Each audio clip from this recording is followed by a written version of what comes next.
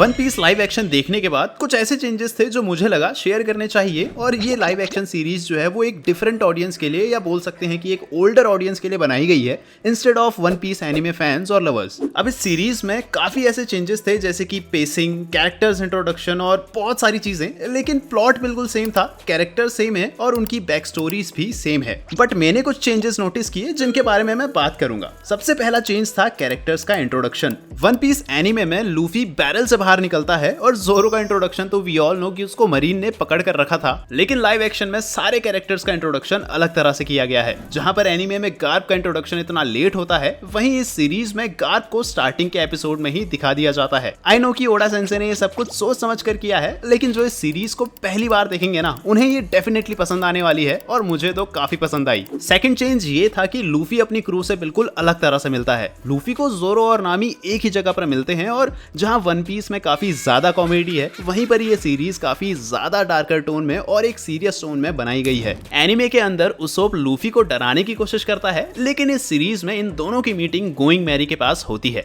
अब जिन्होंने एनिमे देखी है उनको तो मालूम है कि उसोप और लूफी की फर्स्ट मीटिंग वाला सीन काफी ज्यादा फनी था और हो सकता है कि एनिमे लवर्स को ये मीटिंग थोड़ी सी वियर्ड लगे। तीसरा चेंज जो मुझे लगा वो था स्टोरी को लेकर। स्टोरी में काफी चेंजेस किए गए हैं और पेसिंग काफी फास्ट रखी गई है। वन पीस एनिमे कॉमेडी से भरा हुआ है और खासकर तो टाइम स्किप से पहले कुछ ज्यादा ही कॉमेडी है, लेकिन लाइव एक्शन देखने में मजा तो आया, बट एनिमे तो एनिमे है, वो पीक कॉमेडी है यार। और मुझे लगता है कि इसे इंटेंशनली सीरियस बनाया गया है ताकि ये ओल्डर ऑडियंस को केटर कर सके। नेक्स्ट चेंज जो मुझे लगा वो था कैरेक्टर्स का इंट्रोडक्शन काफी जल्दी हुआ। बरोक वर्क्स का इंट्रोडक्शन अलाबास्ता में हुआ था, लेकिन इधर ज़ोरो मिस्टर 7 को 2 हिस्सों में अलग कर देता है। सेम गोज फॉर आर्लोंग। उसका तो बाराती में कोई काम भी नहीं था, बट फिर भी वो सीरीज में रेस्टोरेंट में आकर काफी बदमाशी करता है, जिसका मुझे पॉइंट समझ नहीं आया। इस सीरीज में एनिमे के 95 चैप्टर्स को सिर्फ 8 एपिसोड्स में कवर कर दिया गया, जिसकी वजह से काफी सारे कैरेक्टर्स सीरीज में मिसिंग थे। ओडा सेंसे ने पहले ही बता दिया था कि इस सीरीज में काफी कैरेक्टर्स मिसिंग होंगे,